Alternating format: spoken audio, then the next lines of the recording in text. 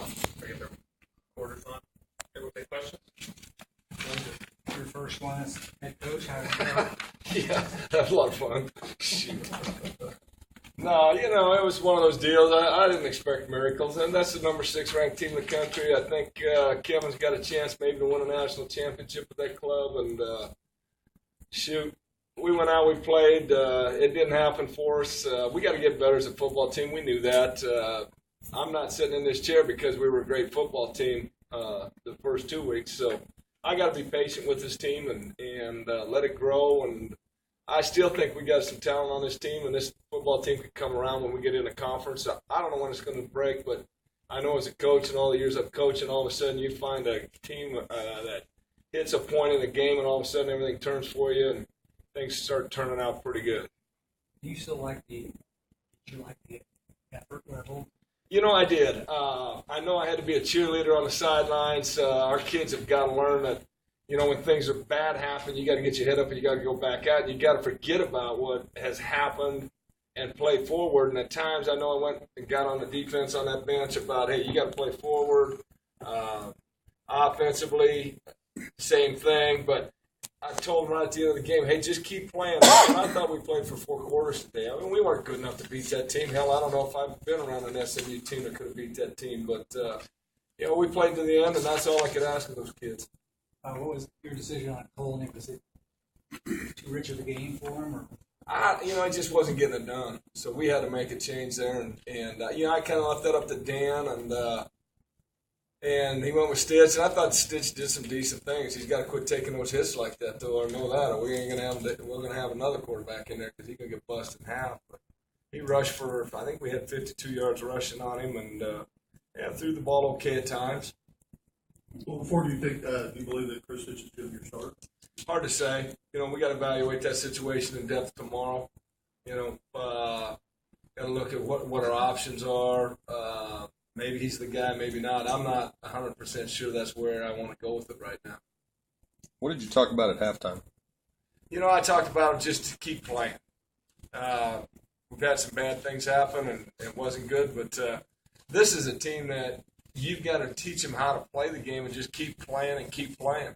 And, get points when you're down. I don't care if it's field goal or what. And don't look at the scoreboard. We're talking about small wins with this team. I mean, we hadn't scored a touchdown until last play North Texas game. And I knew where this team was at, but I still believe in this football team. I think this football team, maybe it might be 2 weeks, might be 3 weeks, but this football team will come around. I think there's character on it right now. What do you think you might think about some of the missed tackles that happened on defense? That just comes down to most of the time with missed tackles. They're just better athletes than we are, and I can't do anything about that right now. I mean, we'll do some tackling drills, and we'll try to change some things, but, yeah, our tackling was atrocious. It was bad. But, you got to give some credit to them, too. That's a pretty good football team, and, we got some guys. I was a little disappointed in the way they played at that point, but, again, we'll get better at that, too. But sometimes it was A&M, too. It wasn't just missed tackle. Your offense had some very quick drives in the first half, and then late in the half you had like a 7-minute drive that led to the first field goal. What changed that allowed them to have that success on that long drive? I think it's just more mindset, believing they can do that. I don't know if Colney wasn't getting it done. We switched and Stitch went in there, and whether it was that or whether all of a sudden they started to believe it. But, I'm looking for small wins right now. That's a small win. Shoot. I've been through these kind of things before, and that's a small win. The sacks that y'all have given up, Right. 21, 3 games, how do you fix that? We got to look at maybe putting one of those bigger kids in like Jeremiah Gaines and chipping the edge and doing some things to protect that quarterback a little more. I think the offensive line will come around. Tim does a good job. We're better at the offensive line than we were a week ago. I know that. And I just got to be patient. And I'm not a real patient guy, but I'm really trying to be patient right now. I was going to ask you about Tim Davis. You bring him in, and obviously you're trying to watch a million different things on the sideline as the head coach, but did you see anything in the offensive line that gave you encouragement, said this is better, that's better? I think I saw some decent things. I mean, we rushed the ball. I think we had, let me look at this thing, 102 yards rushing. And that's an improvement. I got to look at those sacks, where those came from. Whether those were quarterback sacks or whether those were offensive line sacks. Maybe we got to make a couple of changes in there. I don't know. I'm going to look at that film tomorrow and totally evaluate that. But I thought that line was better. I was sitting in the press box at North Texas and watching it. That wasn't pretty. The other thing that we got to get better at is we can't jump off sides. I think we had 3 or 4 offside penalties again today, and I'm not going to tolerate that kind of stuff. We're going to control the things we can control, and we can control that. You go from a ranked team today to a rival with history next week. What will the message be to your kids when you face TCU? Well, we got to stay with the same message. Let's just keep getting better. Okay, we're going to find ourselves eventually. We'll make some subtle changes again offensively, add a little bit more, because we kind of took the offense back down to ground zero. And we'll make a few subtle changes on that. I got to look at what we're doing defensively. This ain't my kind of defense right here. I mean, that's crazy, but we're going to evaluate everything again, and we'll make subtle changes. You can't wholesale change at this point of the year, but we'll make some changes defensively. And we got to evaluate personnel. I think football is a total personnel thing. We got to look at, make sure we got the best 11 players on offense and defense on the field. How do you view how this team got to this point? You've been here for 7 years. You've seen teams win bowl games and compete for conference titles. I think it happened last year, to be honest with you. When we lost, when Garrett Gilbert got hurt. We played really well defensively against Florida, Central Florida, but the Houston game, I think, last year was really kind of where we lost our fastball. And when kids lose their confidence, you got to do something as a coach to get that confidence back. And maybe it's reinvent something in the program, and that's kind of my job right now. I got to get these kids back and get them confident. And it's like I guess a baseball player when he loses his fastball. You got to do something to get it back. But we got some good kids on this program, and I think these kids will respond. What was it like personally for you out there in the new position? I'll be honest with you, I had a ball. I haven't been on the sideline since 1998.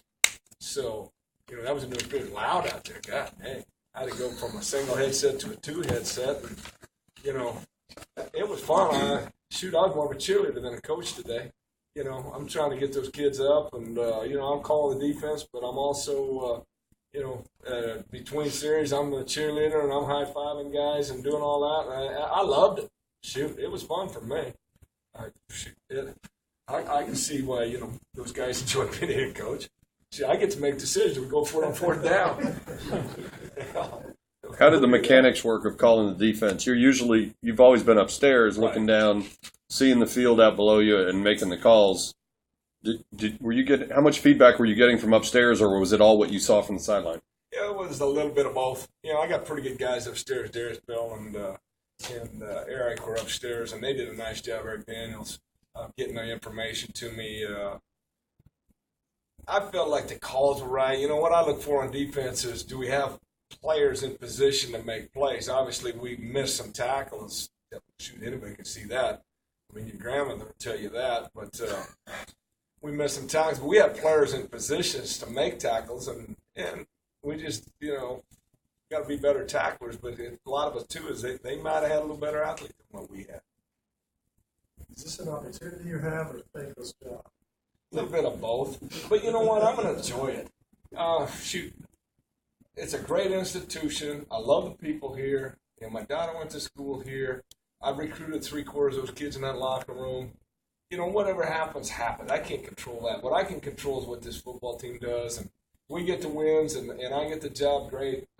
But I'm going to have fun with this thing, and I'm going to enjoy the journey. And, I'm one of those guys. I still think we can win a conference and maybe get to a bowl game. I know you guys don't think I'm nuts, but that's okay. My wife thought I was nuts, too.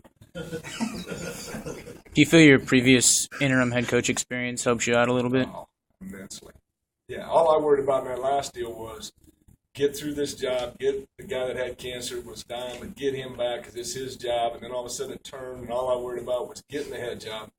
Here, I ain't worried about that. Okay, if it happens, it happens.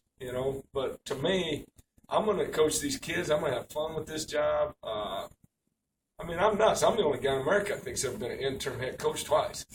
You know, my wife and I said we'd never do that intern deal again. All of a sudden, we're doing the intern deal again. Okay, all right, let's go do it. What the hell, you know? And I'm going to have fun with it. I really believe in what we do here, and I think this program could be as good as we want it to be. You know, we might not get it done. I don't know, but hell, if you don't try, you never know. You energized things really in practice the last 8 days. Did you see that? Did you see that on the field a little bit? Yeah, Different I mindset? did, but at times we dipped back to where we were. And that's when I had to go over on the bench and say, hey, come on, don't even look at that score over there. What else would we be doing on a Saturday afternoon? You know? Shoot, we got the number 6 team in our stadium. We got a full house. You know, shoot, I don't care if the people had to leave early to get, you know, they were scared of the traffic. At least, you know, we don't have traffic problems on 75. But hell, we got to play, you know. And that was kind of my message to them. Shoot, it's football, you know. 2 for 2 with the red zone. Pretty confident with Rademacher being automatic. Go to the field goal route.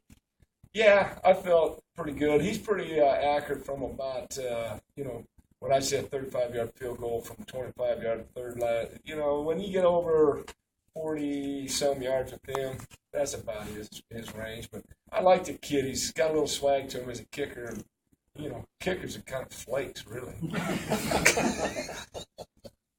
Did Matt Davis, is he healthy, or did you just want to push? Kind of. You know, we got to take a look at that situation, too. I don't know where we're at with Matt because, I'm the defensive guy. And I got to talk to Dan where we're at with that. We'll evaluate that situation tomorrow. I still believe in the kid. I think he could add a dimension to this team. I don't know if he's a full-time starter, but he's definitely a kid that's got a role on this team. And I think he could help us. I just want to see him again, see him play, and see what he can do, too. And I'm not totally convinced Colney's not the guy. Well, one game with a redshirt freshman, that's tough duty, especially against the number 6 ranked team in the country. It'd be a little different if we were playing, you know, somebody that's our caliber. It could have been a whole different story for him. Anything else, guys? Just one quick question. Do you believe that your tough non-conference schedule is going to help you when you get in your conference schedule? No, it should. You know, you're playing these teams. You play Baylor, you play A&M, really good football teams. Obviously, TCU is a good football team.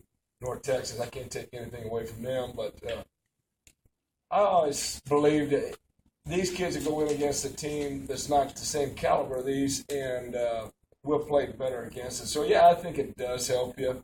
I mean, you know, you'd rather be 3-0 against the Sisters of the Poor and worried about getting cranked up for TCU than, 0-3. But, unless the card's dealt, let's play them. Okay, thanks a lot. Thanks, Tom. All right, guys. I'll get them ready next week again.